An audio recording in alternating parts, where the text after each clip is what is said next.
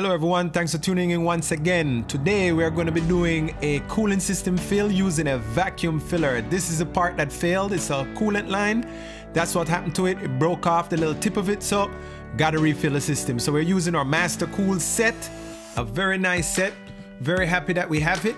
It is so comprehensive that almost all cars were able to do this. So you take the cap off, and what you're going to try to do is match up one of these adapters with the cap, so you can try to match the thread and then also the insert that fits on the inside of the fill tank. So sometimes you may have to try it once, may have to try it twice. You won't have to really try that many times, just match it up. So that one didn't work. Let me try this gold one here. It looks pretty close, similar style.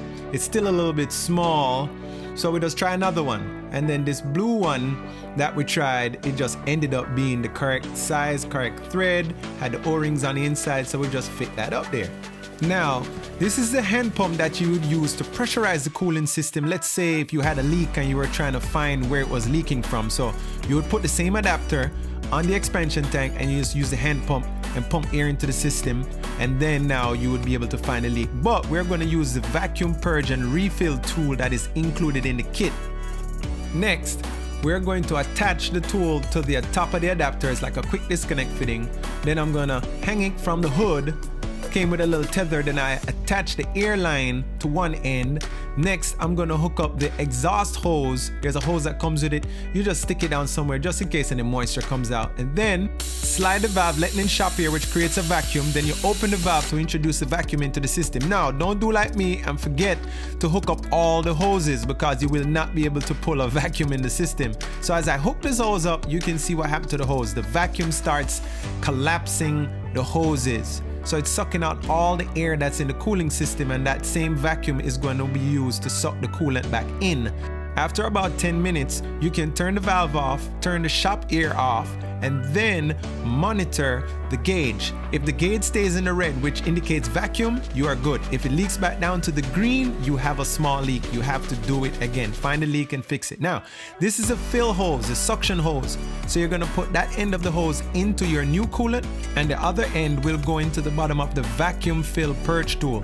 But first, I'm unhooking the shop air because we don't need that anymore. And here we are. We're sticking it into the bottom of the fill purge tool. It's quick disconnect, so make sure you give it a tug after you install it, just to make sure that it's not gonna pop out on you.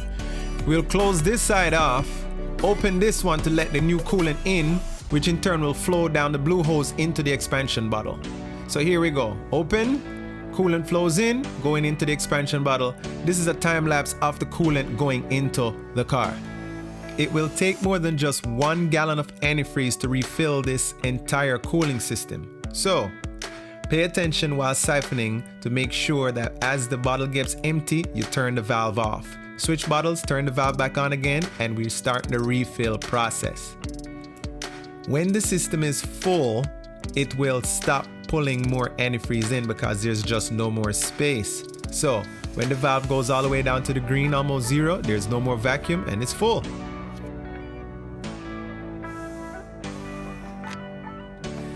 I start the car up and just checking to see that everything is pumping fine, and as you can see, I have a steady stream of coolant pumping in there.